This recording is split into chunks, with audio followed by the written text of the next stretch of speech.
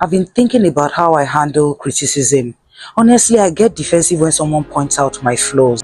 It's about how the feedback makes you feel. So how do I know whether the feedback I'm getting is negative or positive? That's the tricky part. But once you've done the work of being honest with yourself, it gets easier to accept feedback. Lately, Choma, I've been thinking about how I handle criticism. Honestly, I get defensive when someone points out my flaws. But that's maybe because I'm not being honest with myself. Do you think that's a problem? I think you've hit the nail on the head. If you're honest with yourself from the start, accepting feedback becomes easier. When you can reflect on your own actions truthfully, feedback from others is no longer something to fear. It's just another way to improve. Okay, but how do I actually start being honest with myself? Sometimes I don't even know where to begin. It's not something that happens overnight, but the first step is acknowledging that you are not perfect and that there's room for growth.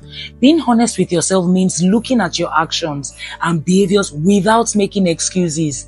How often do you sit down and really ask yourself, how did I handle that situation? Was that the best way to react?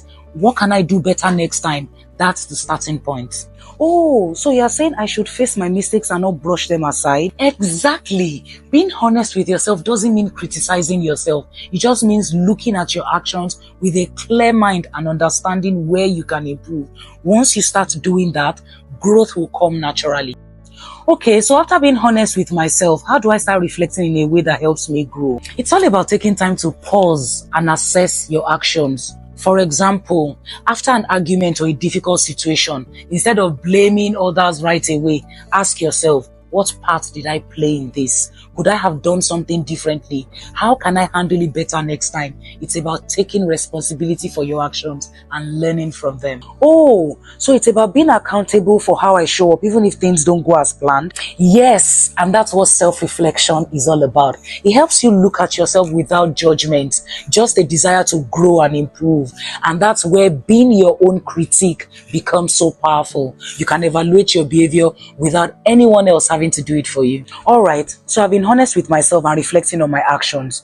But how do I handle criticism without getting defensive or feeling like they're attacking me? So that's the tricky part. But once you've done the work of being honest with yourself, it gets easier to accept feedback.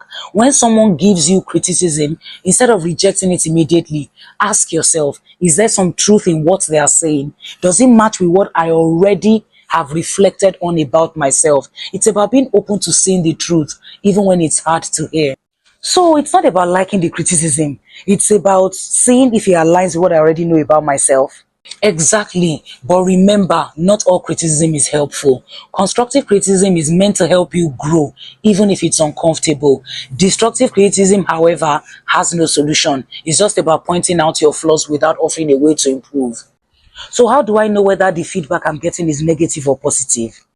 It's actually about how the feedback makes you feel. Constructive criticism will challenge you to become better, whereas negative feedback will make you feel small and discouraged. When someone gives you criticism, take a moment to assess whether it's offering a solution or just pointing out a problem without any advice.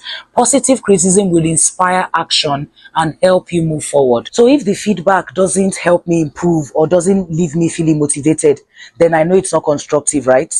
Exactly. And the more you practice this, the more natural it becomes. You start to see criticism as a tool for growth, not as something to fear. It's all about making self-reflection and openness to feedback a part of your daily routine. I think I get it now. If I can be honest with myself, take time to reflect and accept feedback with an open mind, I'll be better equipped to grow in every area of my life. Absolutely. Self-honesty, reflection, and the ability to accept feedback are the keys to becoming the best version of yourself.